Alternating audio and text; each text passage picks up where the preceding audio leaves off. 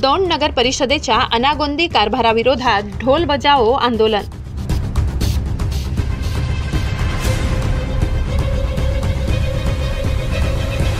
दौंड शहरातील विविध समस्या, ज्यामध्ये प्रामुख्याने कचरा समस्या, नेहरू चौक ते गाव वेस रस्ता, तुकाई नगर येथील विविध समस्या, तसेच दौंड शहरात सध्या वाढलेली अनियंत्रित बेफाम चालणाऱ्या वाहनाची समस्या, भटक्या कुत्र्यांची समस्या, मोकाट जनावरांचा होणारा उपद्रव व या सारख्या नानाविध समस्याविषयी सामाजिक युवा कार्यकर्ते रोहित पाटील व रवी बंड, राकेश भोसले, रोहित त्रिभुवन यांनी असंख्य कार्यकर्त्यांसोबत ढोल बजाव आंदोलनाच्या माध्यमाने निषेध व्यक्त करत निवेदन दिले।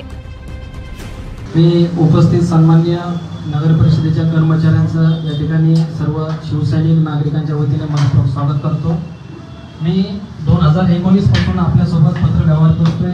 मी ते सगळे पत्राच्या प्रत तुम्हाला दाखवले, ते सर्व स्मरणपत्र आपणासमोर सादर केले।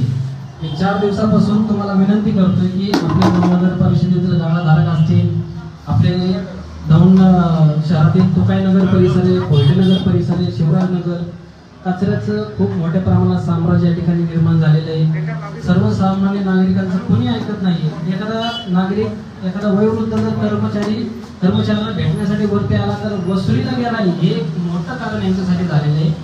किती दिवस वेटेज धरणार आहे? आमच्याकडून तुम्ही 365 दिवसाची पाणीपट्टी गोळा करता, त्या पाणीपट्टीमध्ये आम्हाला 180 दिवस पाणी देता, 180 दिवसात 2च तास पाणी देता, म्हणजे 300 तास पाणी देण्यासाठी 300 तास पाणी देण्यासाठी तुम्ही आमच्याकडून पूर्ण 365 दिवसाची पाणीपट्टी घेताय। अजून किती दिवस आमच्या सर्वसामान्य नागरिकांना मूर्ख बनवलं जाणार आहे आणि कुठल्या तरी गटातटाचा आम्हाला फोन येऊन आम्हाला आमचं आंदोलन दाबण्यासाठी प्रयत्न होणार आहे?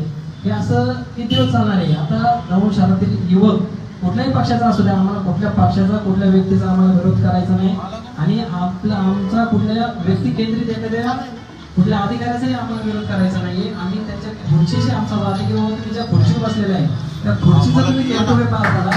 तुम्ही ज्या गोष्टीसाठी पगार घेताय त्या पगाराला पात्र लावा।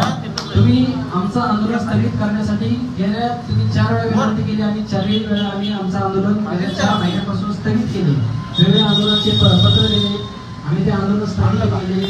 पण आता हे आंदोलनाचं पत्र आम्ही 4 दिवसापूर्वी घेऊन जर तुम्ही आम्हाला काल रात्री 7 वाजता तुमच्या एका सर्वसामान्य शिपाईचा फोन येतोय की बाबा आम्हाला पत्र पाठवलंय, सकाळी 7 वाजता आंदोलन कॅन्सल करायला, हे काय फोन खेळ चाललाय का? आम्ही सर्व नागरिक म्हणजे तुम्हाला एकदम लहान मुलांच्या खेळातले भावले वाटतोय का? हे किती दिवस तुम्ही आमच्यासोबत हे खेळ करणार आहे? आम्ही नागरिक म्हणजे नागरिक हा राजा असतो आणि त्या काल आम्हाला PSI म्हणजे जे सत्ताधारी पक्षाचे सर्व पदाधिकारी आहात, पण आमचं दुर्दैव की आम्ही सत्ताधारी असून सुद्धा आमचं कोण ऐकत नाही। आज कर वसुली करताय तुम्ही, पण कर वसुलीमध्ये काहीतरी नियम अटी असतील ना। तुम्ही एखाद्या गाड्याला ज्यावेळेस तुम्ही तुमचा मालकीचा गाळा असेल, तुम्ही त्याला कर मागत असाल, आज तळ घरात तुमच्या स्वतःच्या मालकीच्या तळ घरात प्रचंड घाणीचं साम्राज्य आहे। महिला इथं खाली दुकानांमध्ये आता नाकाला रुमाल बांधून येतात, तिथं खाली एकतर लोकांना कस्टमर राहिले नाही, सगळे व्यापारी त्रस्त आहे।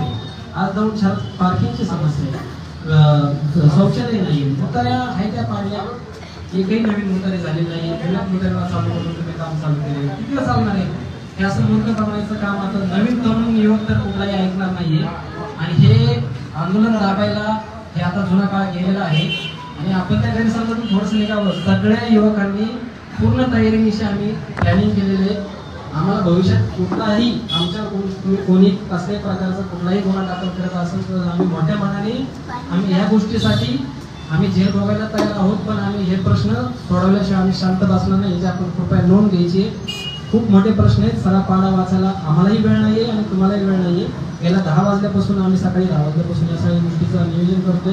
आजचं आंदोलन हे महाराष्ट्र माझा न्यूजसाठी विकास साळुंखे, दौंड शहर प्रतिनिधीसह संजय मिश्रा, कार्यकारी संपादक।